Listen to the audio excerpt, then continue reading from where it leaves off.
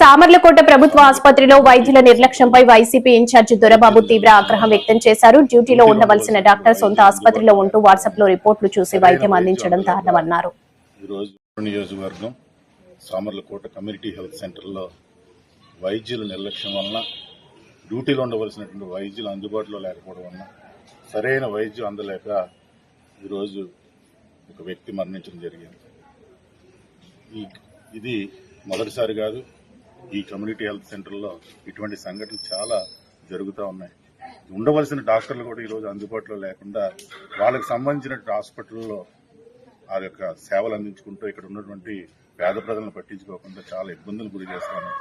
ఈరోజు హాస్పిటల్లో జాయిన్ అయ్యి సుమారు 50 నిమిషాలు 60 నిమిషాలు అందుబాటులో లేక సరైన వైద్యం అందుక చనిపోతే ఇక్కడ ఉన్నటువంటి ట్రైనీ డాక్టర్లు ఇక్కడ ఉన్నటువంటి డ్యూటీ డాక్టర్కి వాట్సాప్లో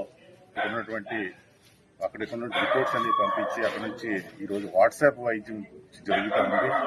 ఈరోజు సెల్ ఫోన్ కనిపెట్టిన వాడు మహామేధావి.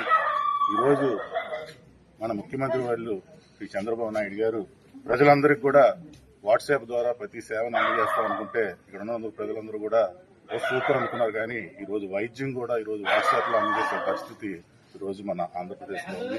ఇది కరెక్ట్ కాదు. ఇక్కడ ఉన్నటువంటి కలెక్టర్ గారికి కానీ మిగిలిన వైద్య అధికారులకు కూడా దీని గురించి ఫిర్యాదు చేయడం జరిగింది. ఇక్కడ ఉన్నటువంటి బంధువులందరూ కూడా దీనికి సంబంధించిన వైద్యుల్ని సస్పెండ్ చేయడం కోరడం కూడా జరిగింది. కాబట్టి ఈరోజు ఇక్కడ ఉన్నటువంటి వైద్యులు ఎవరు అందుబాటులో లేరో వాళ్ళందరినీ కూడా సస్పెండ్ చేయవలసిందిగా, అలాగే కుటుంబ బాధితులను కూడా ఆదుకోవాల్సింది ఈరోజు ప్రభుత్వాన్ని కోరుకుంటూ సెలవు తీసుకుంటాం.